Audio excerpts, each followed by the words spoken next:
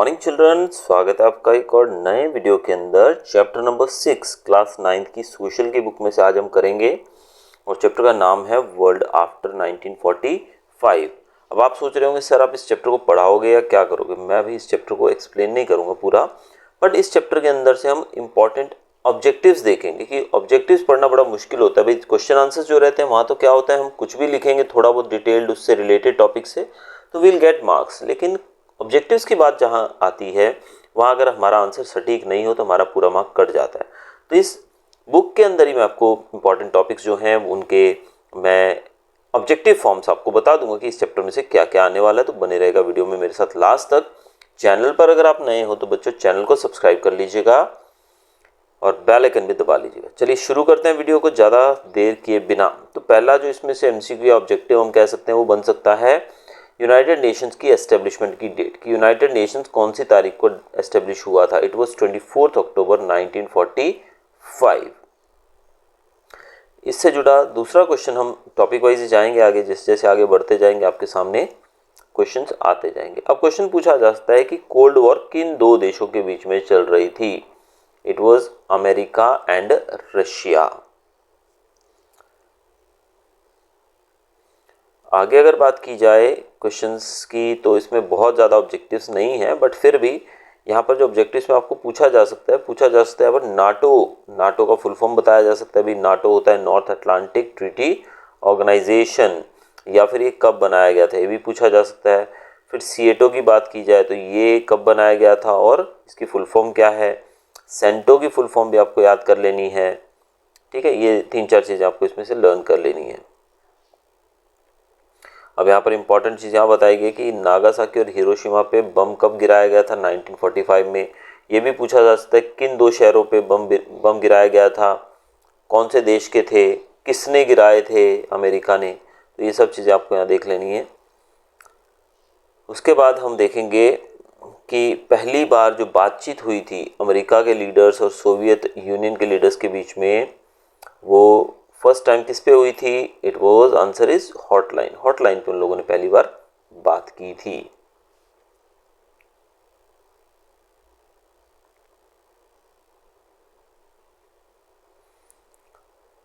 अब पूछा गया है कि चाइना ने कब न्यूक्लियर टेस्ट किया था। भाई 1964 में, ठीक है। तो ये भी आपको याद रखना है।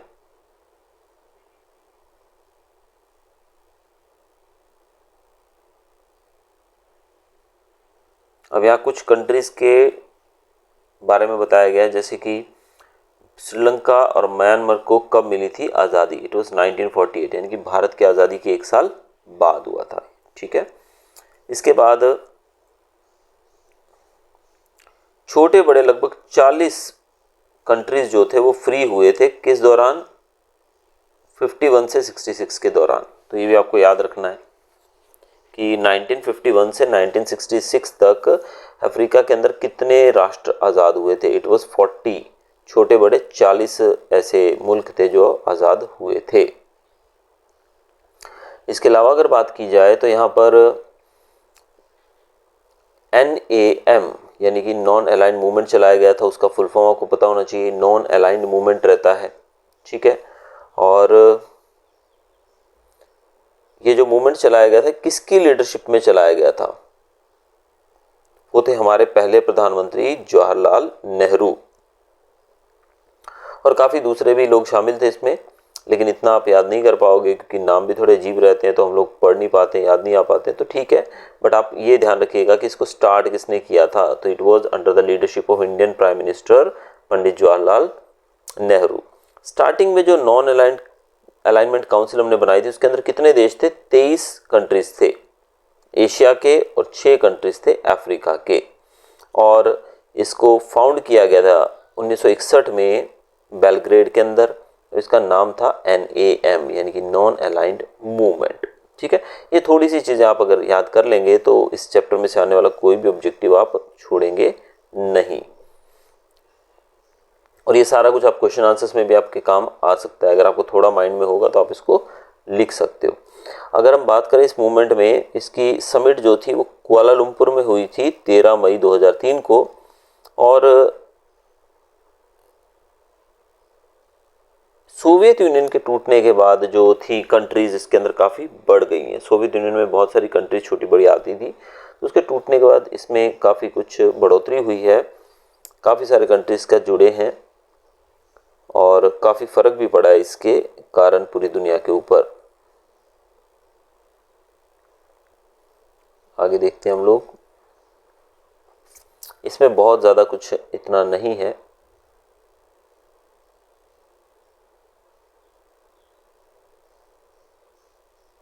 अब ये भी आपको याद रखना है कि ईस्ट जर्मनी जो है वो किसके अंडर में था।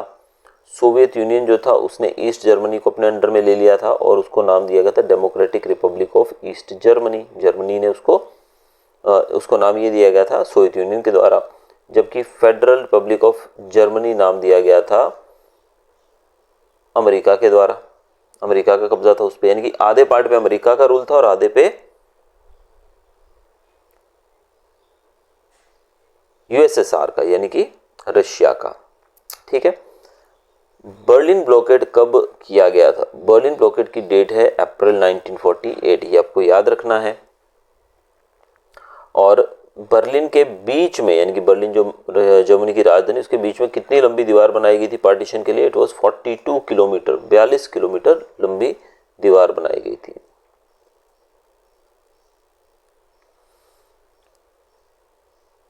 तीन अक्टूबर 1990 को जर्मनी को यूनाइट किया गया था, यानी कि दोनों जर्मनी, ईस्ट जर्मनी और वेस्ट जर्मनी कब मिले थे? 3 अक्टूबर 1990। ये भी डेट आपको याद रखनी है, 1 मार्क में पूछा जा सकता है।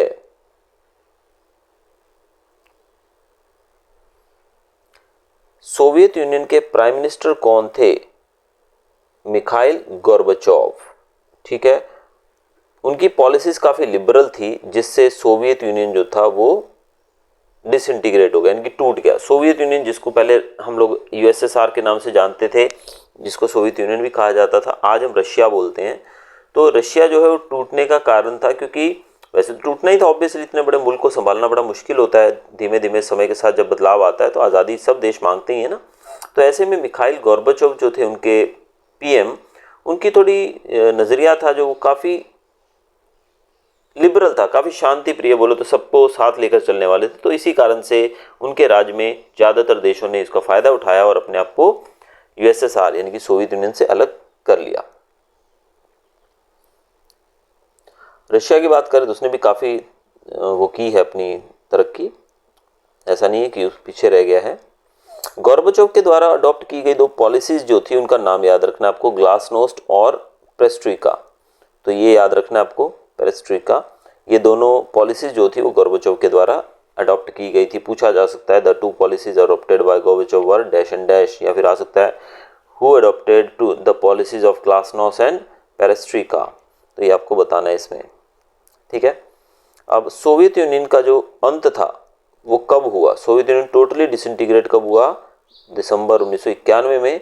और इसमें से 15 states, towards the end out of 15 states 14 states became independent. In total इसमें 15 स्टेट्स थी, 15 में से 14 ने अपने आप को आज़ाद घोषित कर लिया था दिसंबर 1991 तक।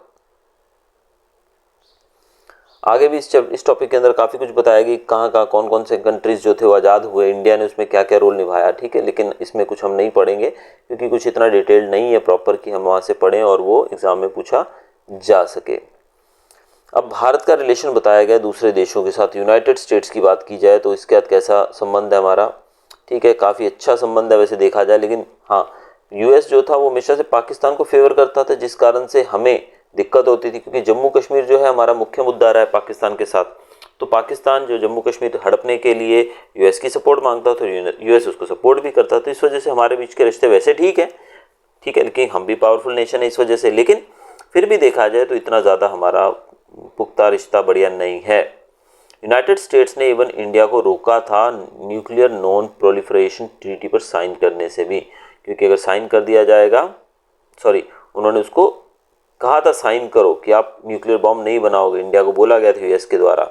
इसके अलावा कॉम्प्रिहेंसिव टेस्ट बैन ट्रीटी के ऊपर भी साइन मांगे गए थे भारत के द्वारा, लेकिन भारत ने साइन नहीं किया। क्यों नहीं किया भाई? तुम लोग बम बना के बैठे हो न्यूक्लियर, तुम किसी भी देश को कभी भी दबा सकते हो, उसके ऊपर बम फेंक सकते हो, जैसे कि हमने देखा था ये जापान के केस में जापान जो था बहुत हावी पड़ रहा था इनके ऊपर, अमेरिका और ये ब्रिटेन फ्रांस के ऊपर, लेकिन इन्होंने न्यूक्लियर बम का यूज़ किया तो भाई उनको पीछे हटना पड़ा। तो इस कारण से भी तुम बम बना के हमको डराओगे बाद में, इसलिए हमें भी अधिकार अपनी सुरक्षा का। तो ऐसे में हमने पोखरण राजस्थान में जो टेस्ट किया था 1998 में किया था, ये भी आपको याद रखना है। भारत ने पोखरण जो कि राजस्थान में एक जगह है वहाँ पे टेस्ट किया था हमने 1998 के अंदर। तो तब से यूएस जो था उसने हमें फाइनेंशियली और टेक्निकली हमारे ऊपर काफ़ी सारे बैन लगा दिए थे, ठीक है।